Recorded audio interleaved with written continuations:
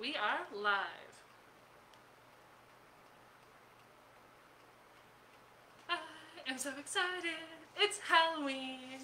And I'll wait for a few folks to join us before I get started. But I hope everyone is having a good Halloween so far.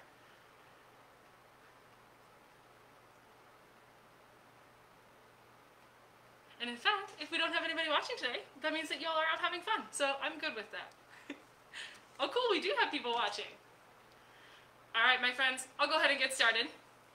So happy Halloween, my friends. My name is Educator Katie, and I'm super excited to have you here watching us today.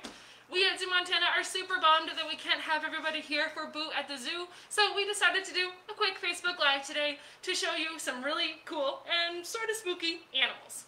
Now, there are a lot of animals that are deemed scary or weird or different for a lot of different reasons, and that's totally okay, right? Because everyone has different reasons, different stories, different experiences with animals. Even us animal professionals have animals that we're a little bit afraid of, okay? So we don't judge. So today we just wanted to show you some cool animals that are associated with this time of year. We want to tell you some interesting facts about them, and maybe hope that you can learn something kind of fun or interesting about an animal that you might think is weird or scary or gross. Now, you might have seen some of these animals in our previous Facebook Live, so you might know some of the info we're going to give you, but I hope you'll still have fun anyway. As usual, drop your questions in the comments, and hello to everybody so far. I'm super glad that you're joining us, and I hope that you have some fun and safe plans for Halloween. Now, our first animal we're going to meet today is an invertebrate. It's an animal that doesn't have a backbone. So, for funsies, because it's Halloween, I have a spinal cord to show you. This is part of the backbone or spinal column of a deer. So we've got lots of individual bones here, and then the ribs coming off of it. This one's a bit broken up because it is a real spinal column. There we go. But it is really cool to see. Your backbone looks something like this with a little bit less of these up here. But the animal we're about to see does not have a backbone. Okay? Set that back down. You guys can enjoy my display while I grab our first animal.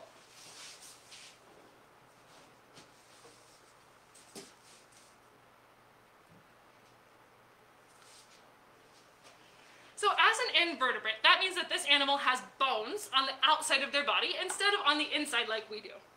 This here is Taboo. And Taboo is a Chilean rose-haired tarantula. So tarantulas, and spiders in general, are one of the most common feared animals in the world, basically. And, you know, for good reason, because they have 8 legs. They look very different from us. It's hard for many people to understand their language. But, their body language, I mean. But they are really neat animals for a lot of reasons, and actually they're super helpful to people. Okay, so I'm going to bring her nice and close just because it's Halloween, and I'm going to bring her for some, what is that, fear factor maybe? Except she's just kind of cute. Look at this little spider. She's kind of cute, right? Fuzzy looking. Now I'll give you a hint. This is one of those animals that I'm a little bit afraid of, but she's the calmest spider I've ever met in my life, and there's so many cool things about her that I've learned that it makes it a little bit easier for me to handle her. Now, in general, there are over 43,000 different types of species across the world. That is a lot of different kinds of spiders in the world, which is kind of cool and also terrifying. But as a group, spiders help control insect populations. Nearly all of them eat other insects, right? Like beetles and worms and flies and anything else, right? There's a few exceptions like the Goliath bird-eating tarantula, which, as you might guess from its name, is huge and eats birds. But for the most part, tarantulas, which are not insects, focus on eating insects. And this has a huge impact on us and we don't even know it. I'm sure many of you, like me, got some mosquito bites this summer, saw lots of grasshoppers and lots of wasps and bees, and it wasn't like the best experience for us, but imagine this. So worldwide, spiders eat 400 to 800 million tons of insects every year. Insects don't weigh a lot, so that is a mind-boggling amount of insects every year.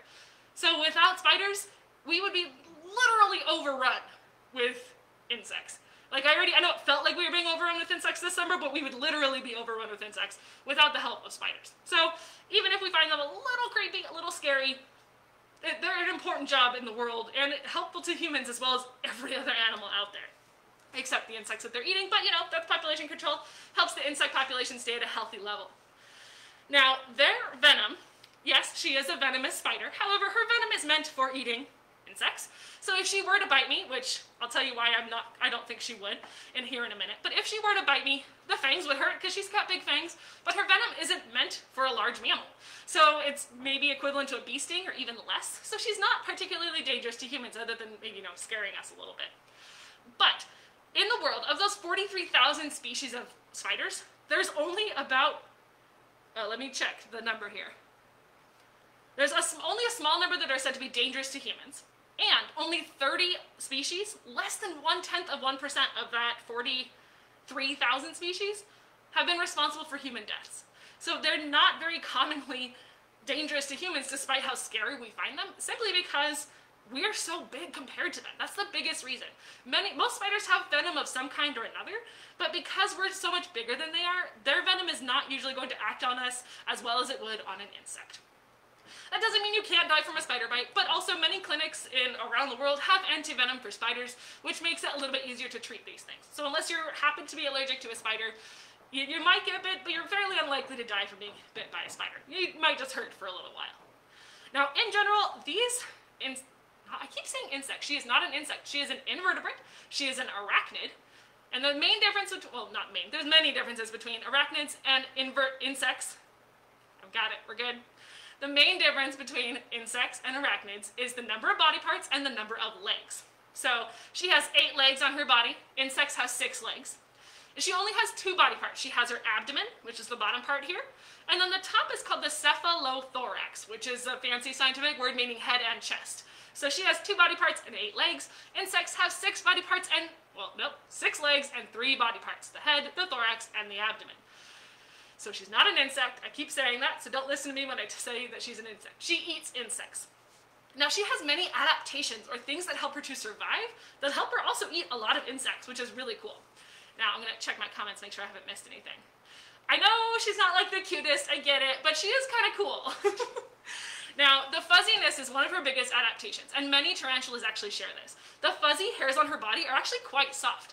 If you were to touch a tarantula, and yes, I'm sort of scared of them, but I'm still touching her. She's very calm, she's very nice. Tarantulas have multiple uses for those hairs. Now, those hairs are extremely soft when I'm touching them. They literally feel like velvet. It's like I'm petting a puppy. It's very strange. But those little hairs, while on her body, function as sensory organs, basically.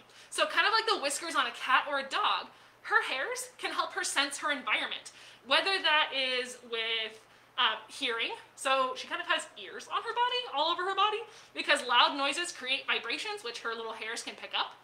They can also sense things around them like whiskers do, so that when the air moves or when a large critter is close by, that is something that she can sense with these hairs. Not only that, though, she uses them for defense. So remember I mentioned earlier that I'm not scared she's going to bite me? And that's because I understand her body language. Many tarantulas, and some other spiders too, have very obvious body language saying, do not mess with me. Other than the fact that they look like this, right? Now, humans have body language. Pretty much any animal has some kind of body language. It just might be more subtle than others. When we shake our heads, when we nod our heads, when I did sign language at the beginning earlier, those are all examples of body language. Tarantulas have them too. The first thing that a tarantula is going to do, if it comes across something that is scary, is not to bite. In fact, they're going to try to look bigger and scarier. And I know that doesn't seem possible, but if she comes across a predator, the first thing she's going to try to do is stand up on her back 4 legs, wave her arms around, wave her fangs around, and just generally look bigger and scarier. And that would send me running in the opposite direction. But if that doesn't work on, say, a coyote or a fox that's trying to eat her, she has another thing up her sleeve, those little hairs. Not only are they sensory and they're super soft, but they're so fine that when she kicks them off of her abdomen and into the air, they can get into the eyes or the ears or the nose or mouth of a predator, and they're kind of like fiberglass. They're extremely irritating and itchy, and hopefully distracting the predator long enough for her to run away. Now finally, if none of that is working, if she can't get away, she might try to bite. But she's tiny, and just like you don't want to put your face near something scary, neither do most animals, including this spider. So if she bites a fox or a coyote, it might hurt them, but chances are she's going to get hurt too, or maybe even eaten because she's close to them, right? So most animals are not going to try to bite unless it's their very last resource. Now, I don't think I mentioned it earlier because I was just super excited about spiders in general. Taboo here is a Chilean rose-haired tarantula. These guys are actually from South America, but we do have tarantula species here in the United States, and I believe there's tarantulas on almost every continent except Antarctica. There's quite a variety of them, and they're really interesting animals, even if they are considered a little spooky. Now, I'm going to tell you one more thing about her, my favorite thing about her. If you have a cat at home, you probably have experienced their very sharp claws, and the fact that their claws are sometimes not out of their paws, right? They're called retractable claws because they're not always out. They can put them out and then put them back in. It helps keep their claws sharp. Tarantulas have retractable claws. She has 2 little claws on the end of every little paw. And I'm going to bring her up close to see if I can get that, although our camera may not like it very much. Whoop, there we go. Maybe? Here, let's try it. Oh, maybe. Oh, there we go. I don't know if you can see it, but on this finger right here, she's got, oh my gosh, here we go. All right. Wow, there we go. Camera working for me here. On this little foot here, she's got 2 little claws holding on to my finger here. I know it's really hard to see, but I hope you got to see that a little bit. These little retractable claws help them hold on to things. Right, so she's holding on to my hand when it's basically vertical. She's using those tiny little claws to hold on to the ridges of my handprint. So she's pretty good at this. All right, friends, if you have any questions, you can drop them in the comments. I am going to go ahead and put her back and grab our next animal.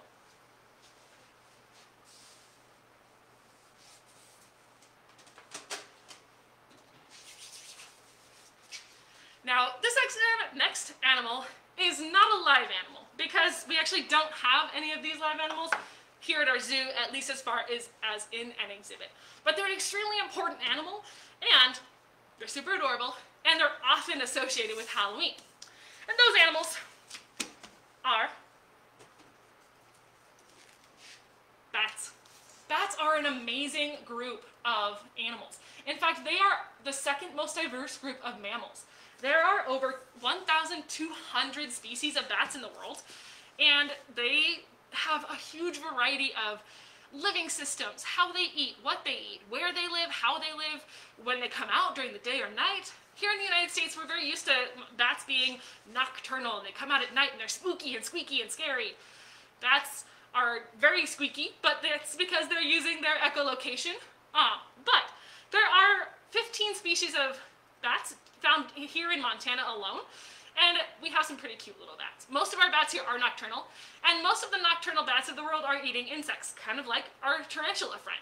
So they have quite a diverse group though. There are some that eat blood, that's the vampire bats. There's also many that many that eat fruit. There's many fruit bats, and they're super cool. On Instagram, way back in June, I think, we did a chalk drawing of one of the biggest bats in the world. It was like 3 feet long, and it's a fruit bat. It's really cool. Anyway, despite their bad reputation given to them through scary movies and stories, bats are an absolutely fascinating group of animals, and they're vital to our world, not only as the fruit eaters or the bloodsuckers, but as those insect eaters again. Bat species have evolved all those different wide range of diets. They have different mouths. They have weird little faces that are kind of squished and adorable. They are just super cute. Now, one species here in Montana is called the little brown bat, or the LBB. It's very cute. And generally, if you think you see a bat, it might be a little brown bat. They're very common here in Montana. But a single little brown bat, just a single one here in Montana, they can consume over 1,200 insects in an hour. In an hour. Which means over the course of one night, they can eat up to 6,000 or 8,000 insects. In that tiny little bat. Look at that. Tiny little bat can eat up to 6,000 to 8,000 insects. And that helps keep them alive. It also takes a lot of those mosquitoes out of our way too. Not just mosquitoes, but flies and everything else as well. So bats are an extremely crucial species, as well as having a lot of amazing adaptations. Those little lines that you see in the wings, those are, oh, there we go, the equivalent of our finger bones. So they're very, very delicate wings, are made of skin, and then they have finger bones in them. So they're, I've seen this on the internet before, they're flying by the power of jazz hands. It's pretty cute, right? Now, bats are extremely valuable in helping humans and the rest of the environment, kind of like our tarantula friend, by controlling insect pests that can damage crops, spread disease, or just annoy us by buzzing in our ears. So, despite a scary reputation, bats are actually pretty fuzzy looking, pretty adorable, and pretty heroic. Alright, I know you really just want to see the live animals, so we'll get back to live animals, but if you do see a bat, tell them thank you as they fly by. They have some really awesome adaptations. Alright, I'm going to grab our next animal.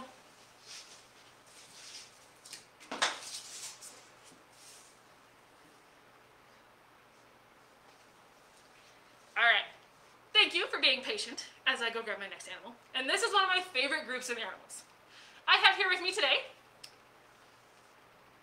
a snake. And I know, they're not everyone's favorite, but corn snakes, number one, he looks like candy corn, so of course I had to bring him out for Halloween. And number two, snakes are super helpful in so many different ways around the world. There are lots of species of snakes, and they have a lot of different roles. But much like our spider friends, most of them eat insects, most snakes eat rodents and other small animals that can also be pesky. Now, snakes are just super cool in general, but this Johnny here is a corn snake. He's a partially albino corn snake, meaning in the wild where he has white colors, they typically have dark brown or black.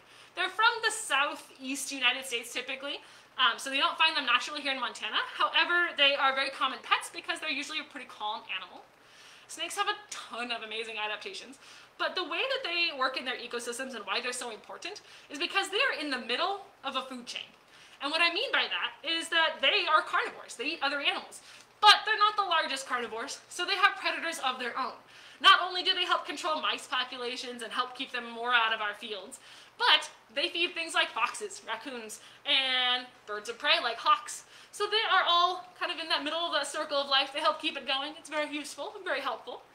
And they're just really interesting animals. So a lot of people, one of the main myths about snakes is that snakes don't have bones. Not only do they have bones, but this snake probably has almost as many bones as a human, almost 200 bones. And that's because they're made up of a skull. They have 4 bones in their jaw instead of 1, like we do. And the rest of their body is a spine, a backbone, a series of tiny little backbones and ribs. So they have tons of bones through their body. Now, that doesn't mean they're not flexible. Many times the snakes will tie themselves in knots. It's kind of cool to see. But they have flexible tissue between their bones, and that's part of what allows them to be so flexible while still being a bony critter. Now, I know that you can probably see in the light he looks kind of bright and slimy. That's another myth about snakes, is that they are slimy critters. But one of the characteristics of a reptile, which is a group that this animal belongs to, is that they have dry, scaly skin. Unless you find them in the water, in which case they might be a little wet. They are dry animals. They just look shiny or slimy because when you look at them, their scales are very bright. And when you touch them, often their skin is cold to the touch, which tells our brain that it's wet, something's gross, when in fact, they're dry. The group of animals that does have slimy skin is the amphibians, things like frogs and salamanders and newts. They have to have slimy, wet skin because they breathe through their skin. These guys breathe through their nostrils. They don't need to breathe through their skin, so their skin is dry. Now, snakes have a lot of interesting anatomy, so I'm going to go into how they find their food. You might notice that Johnny here is flicking out his tongue every once in a while. Of course, now I bring him up, he's not going to show you. But keep an eye on his little head and you'll probably see him flick out his tongue. Now, that little tongue is how he's smelling. I know, we smell with our tongues. Wow. We smell with our noses. But snakes smell with their tongues. They have nostrils, just like we do, on the front of their little faces. But like I mentioned, those nostrils are just meant for breathing. They're not meant for smelling. Instead, that little tongue that flicks out, oh, good job, that was perfect timing. That little tongue that flicks out gathers the smells from the air, brings it back in their mouth, and then they have the smells. They have an organ on the roof of their mouth called the Jacobson's organ, and it's not unique to snakes. Cats and bears and other animals also have this, but it basically enhances an animal's sense of smell. So when a snake flicks out that tongue, grabs the smells, brings it back in, touches it to that Jacobson's organ, it's basically a supercomputer telling their brain what they're smelling. It's super powerful and super awesome. Alright, one last thing about snakes and then I'll let you guys see another animal. Do you think that this snake could eat me? Probably not, right? This snake could bite me, and in fact anything with a mouth can bite. You can bite, Dogs and cats can bite, birds can bite, snakes can bite. But most animals, like I mentioned earlier with the tarantula, most animals are unlikely to bite because it puts their face near something dangerous, right? But also, I am far too big for him to eat. And in fact, all humans are too big for him to eat. Because snakes can only eat something as big around as the biggest part of their body. The biggest part of his body is a little bit bigger around than a quarter. But his head is the size of like an adult's finger. Let me bring it close. Whoop, he's upside down. There we go. So, you know, a pointer finger. About that big compared to the size of a quarter. That means he can eat something bigger than his head, just not as big as me. Now, if you think about it in a human shape, if I had the adaptations, the tools of survival like a snake, that means that I could swallow a giant pumpkin whole. Just like stretch everything out and just swallow it whole. Humans can't do that, right? Our necks don't stretch. Our mouth doesn't open very far. Excuse me. But the reason I can do this is those 4 bones in their jaw I mentioned earlier, as well as some other adaptations. We have 1 bone in our jaw, and it connects to our skull with some not very stretchy material, because we don't want to choke on things that are bigger than our throat. But these guys, with those 4 bones in their jaw, not only can they open their jaw sideways like this, they can also, with the extra bones, kind of open it super wide like that. Sorry, he's in my hand, I can't really show you super well. But snakes have a lot of amazing abilities to eat really big things, and I know that you guys really like them, right? I mean, at least Johnny, the corn snake, like, he looks like candy corn. How can you not love him? All right, I'm going to check our comments for any questions. With all the bats and spiders, why do we have the pesky bugs? Because there are so many bugs in the world that even all the bats and spiders can't eat all of them. And those bugs themselves do serve a lot of purposes too, despite the fact that they're very annoying to us. So thank you for that question. I agree most of the time, but there's just so many insects compared to the number of humans that even the bats and spiders can't eat them all. And I do agree, Robin, that the bats are so unique. I think they're the coolest, one of the coolest animals. I mean, I think all animals are super duper cool, but bats are really amazing. All right, friends, we have 1 more animal to meet, and then you can go enjoy your Halloween.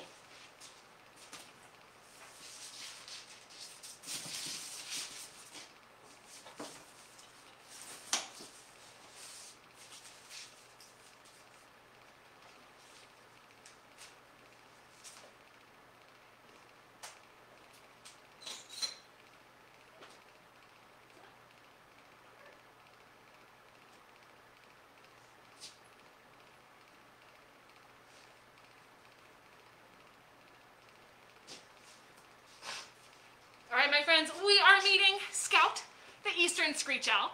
Now, if you haven't seen him in a while, he might look a little different from what you remember, because Scout here had surgery.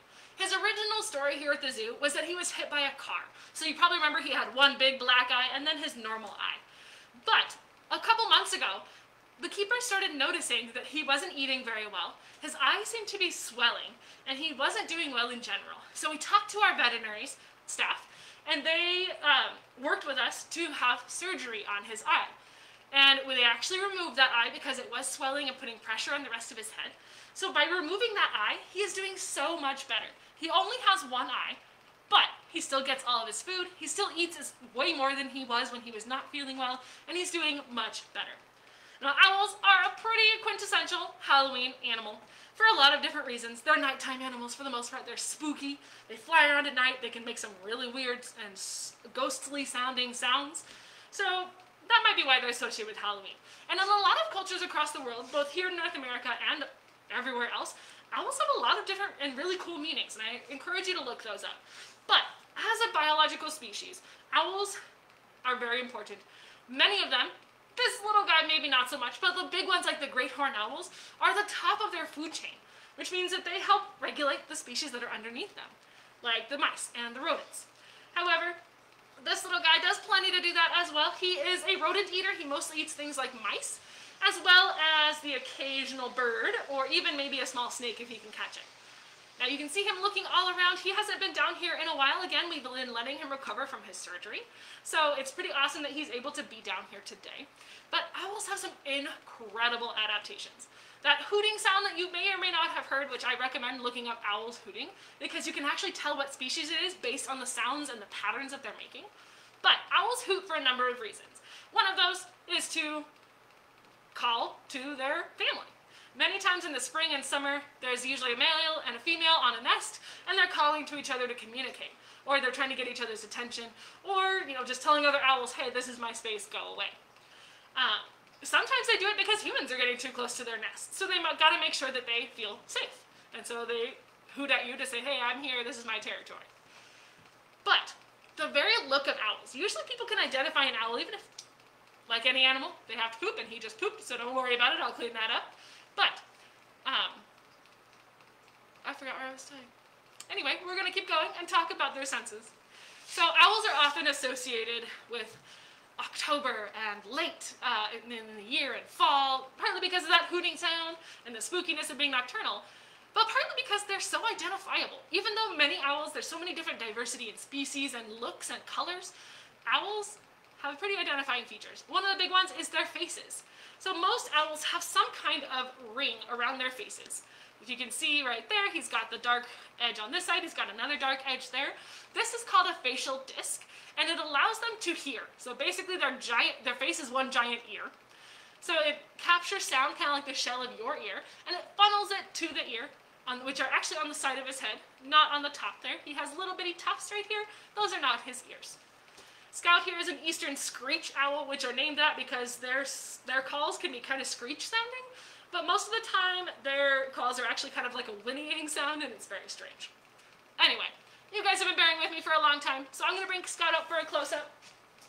You can learn more about all of our animals by checking out our website, and of course, by asking us questions. So Scout here, whoop, there we go. Oh, now he's looking at you guys. So Scout says happy Halloween, and he is going to have some nice mice today to munch on, and he hopes that you enjoy your Mises Pieces. I'm sorry, that was terrible. But we hope you enjoy your candy, hope you enjoy your Halloween, and we hope to see you again next week. We're going to be talking about animal weaponry on our Facebook Live next week, so stay tuned, have a wonderful week, and enjoy your Halloween. Stay safe, everybody, take care of yourselves, take care of each other, and we'll talk to you soon. Bye, everyone.